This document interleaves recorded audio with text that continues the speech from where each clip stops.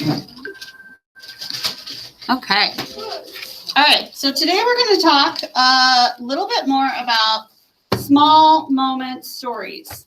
Yesterday for Read Aloud, we read chapter 6. For some of you, that was the second time you heard Brendan's story. Logan, please log out. Thank you. Now, today I'm going to give you a copy of Brendan's chapter. Okay? And we're going to take a look at a specific part of this chapter.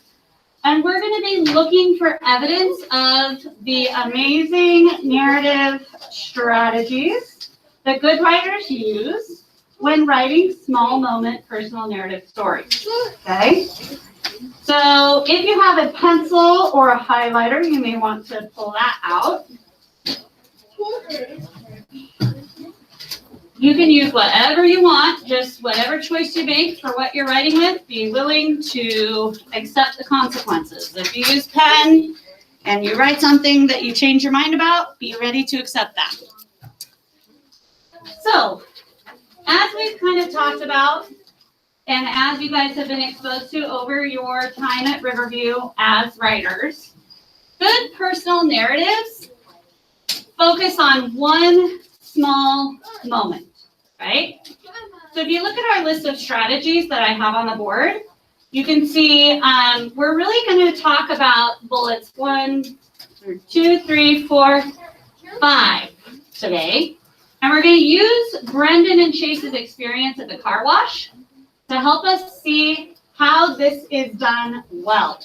So they focus on one episode and they wrote in great detail, right? They didn't just summarize what happened.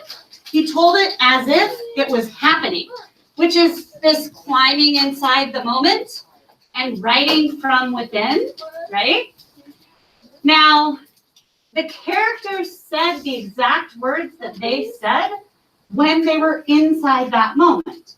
So oftentimes what I see my 6th graders do as they're writing their narratives is they think, well, I said this, he said that, blah, blah, blah. And it gets a little monotonous. So we're going to use this chapter to really help us see how we can say that without saying said a million times. Okay? And then finally, they act. Your story should explain why the characters are acting the way they're acting. Okay? So I want you to turn on the copy that I gave you to page 48, I believe. Can I borrow yours and see? 48, yes. So you'll see on my flip chart, I have just made a copy of that and put it on the board. And I started at the very top of page 48. I put a little corner mark, right? Because this is the moment where Brendan's small moment begins, okay? This is that experience that meant so much to him that he wanted to tell it from inside of that moment being there, as if he was there, right? So let's look and see how he did this. He says, I hand him the school flip cam and he goes off to distract the attendants, right? He doesn't start with his story with, one day I was walking along with my friend Chase, right? No, he jumps right in to the meat of what's happening.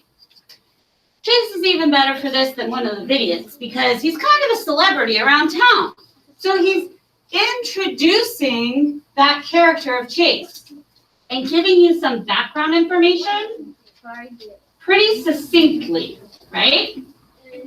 Then he says, plus, everybody's heard about his accident over the summer, so all the attention is on him. And that leaves me free to sneak around the back and put on the headband with the other camera mounted on it. A waterproof GoPro from home. So what I want you to see here is this part right here, the waterproof GoPro from home, is starting to hint at what's going to happen, right? This is an excellent lead for his small moment that he's about to talk about going through that car wash on the tricycle, right? And he's introducing his characters. He's hinting at what his whole story is going to be talking about. And he's talking about it as if it's happening right then. You see how this goes? So we're going to continue to use this chapter many times as we continue working on our writing for personal narratives. Today, what I want you to work on as a writer for the next half an hour, I want you to take whatever ideas you have.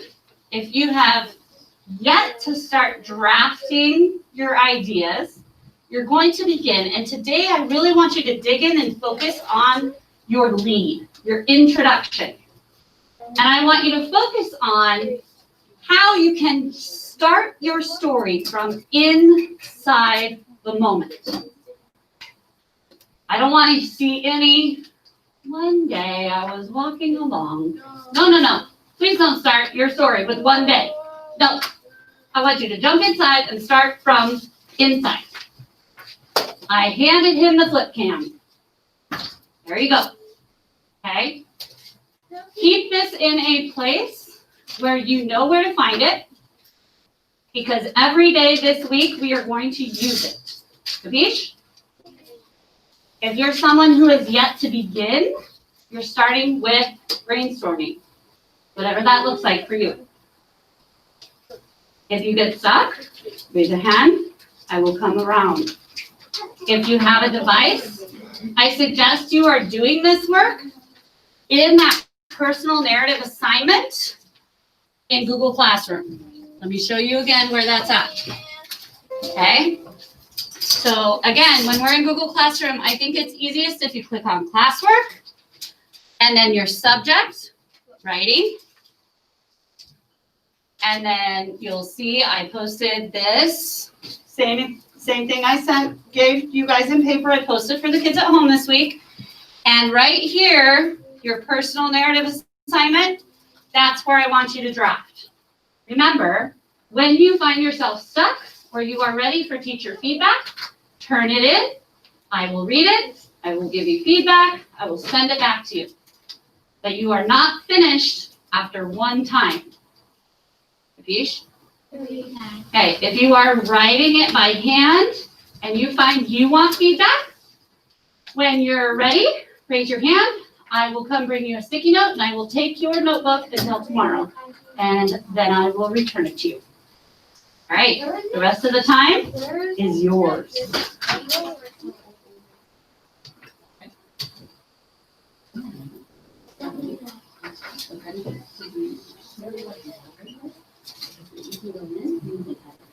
But do you want me to go through and read it first? Did you turn it in already? Okay, turn it in and we'll go do that first. That's okay. I'll send it right back to you as feedback.